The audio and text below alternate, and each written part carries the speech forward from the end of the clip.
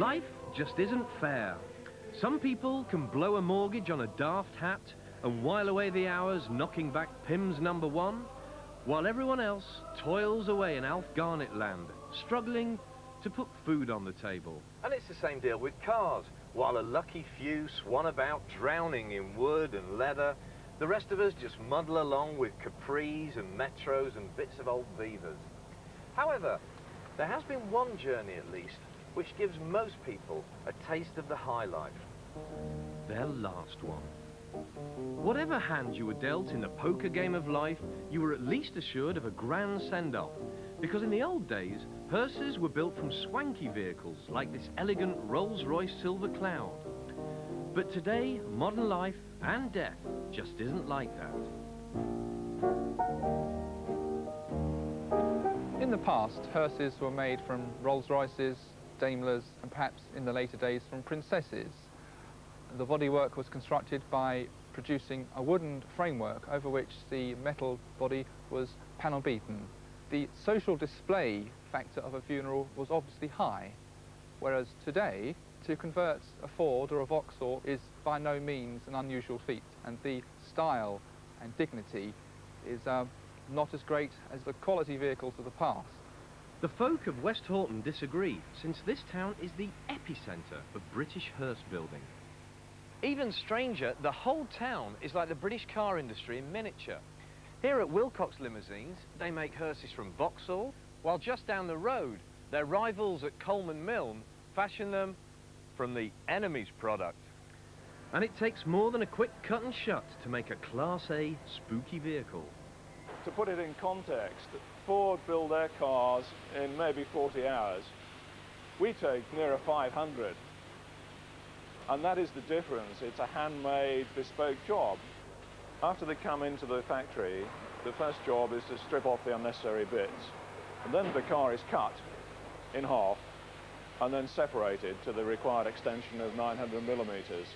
A complete body is made in fiberglass in our fiberglass shop and mounted onto the vehicle. The doors equally are brand new. The working part of the hearse, the thing which is key to the funeral director, is the deck, which is beautiful wood laminate with all the fittings to hold the coffin. We have our own styling people. We work it out for ourselves, and we have to make our styles blend with the Ford styles so that at the end of it all, it looks as though it was intended to be that way. And as one Scorpio Cardinal heads off to that great co-op in the high street, across town at Wilcox Limousines, a Vauxhall Omega is being transformed into a statesman. But despite all this effort, aren't they still company car mutton, dressed as funereal lamb? No, they're probably more dignified now than they were 10 years ago.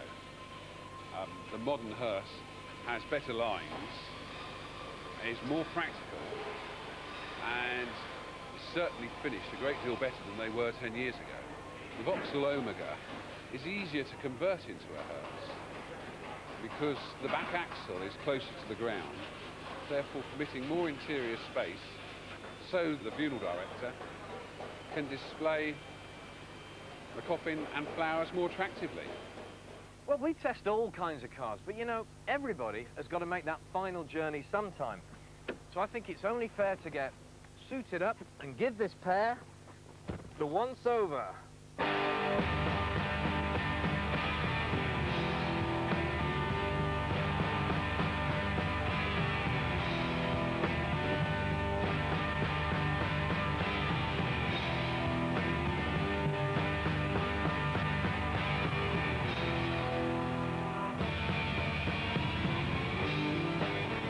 Well, here we are in a hearse. And I tell you, that Herman Munster is not as thick as he looks. I've got wood trim, I've got electric gizmos, I've got aircon. Yeah, the whole thing is very, very pleasant. Especially if you're here and not, you know.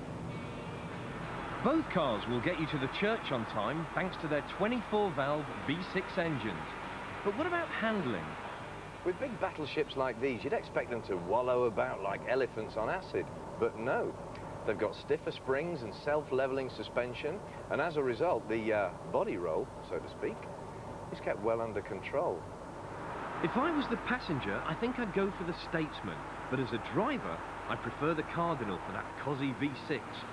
Mind you, even the best coach builders can't do anything about a front end that was modelled on Bruce Forsyth's grin. Modern times, eh? Well, you ain't seen nothing yet. If you're the kind of person who reckons up in old money and likes your footballers in Brill cream and long shorts, you better brace yourself. This Toyota Previa has taken the words people carrier quite literally. Up front, nothing's changed, but it's lost the rear seats, had a lick of sombre paint, and gained a tree or two in the back.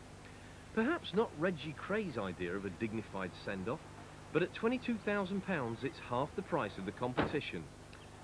Cheap and cheerful, maybe, but is that what your last journey's all about? If the Previa does make it, though, it might just pop up in the afterlife. You see, because some hearses, when they reach the end of the road, they don't die. They get reincarnated.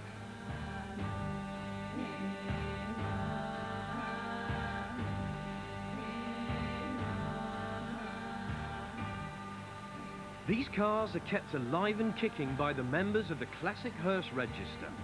And don't run off, they're quite cheery old souls. Charles is a designer. He sleeps on a futon in the back of his Austin FX3 and on driving holidays stops for roadside picnics. While Iker, an artist and musician, uses his Humber as a tour bus for the band. And you won't believe what Alan Smart gets up to in the back of his Austin Princess. The reason I bought this one was because of the fact that I use it from everyday trade. I'm in the carpet trade. Customers, when you roll up with a bit of Axminster in the back, what do they do? Well, they certainly don't make a beeline and think I come to bury them or anything. No, the customers take it actually in very good guise. But they think I'm joking when I tell them, of course, until they come out and see it. But it was the Austin Princess of the 1950s which became the backbone of the funeral industry. Possibly because this car had one very uplifting feature. So you wanted to quickly be able to change a tyre if the worst happens. And so with the automatic jacks, it takes it up, as you can see, takes it clean off the ground. Brilliant. Brilliant. And then the whole dignity of the funeral procession wouldn't be affected too much. No. Gary Good's Zodiac, though, could waken the dead. Gary, this doesn't sound like the one they buried my granddad in. What have you done? Well, it's got 7.5 litre Dodge engine in it now, modified Dodge engine. Pulls about 450 horsepower, so it's not like they built it. The only bit that's original is the actual body shell. It was built to go drag racing, basically. Drag racing? I run it through, done 13-second quarter miles, so it's quite respectable. It's frightening. Frightening? Frightening. It's fast. Oh, frightening fast like that, not frightening like spooky. Both. Both. The general public and a lot of people tend to think hearses are morbid and you therefore must be weird or morbid to drive one. The common question is, why? Why? Basically because they're absolutely beautiful cars. I mean, if you look at them as a car and not as, you know, what their commercial use may be. I mean, you don't like see people driving around in old baker's vans going, oh, does that mean you like bread? Do you know what I mean? I personally think they're elegant. They're stylish. It's almost like a limousine for vampires. As much as I like hearses, I think if I'm going to go, I've got to go really, really stylish, and it's got to be the horse-drawn hearse with the full feathers, the plumage, the business. Galloping black horses. Full of black horses? Nah, I'm a car boy. I tell you, when it's my turn to go down the high street, I want 450 Detroit horses.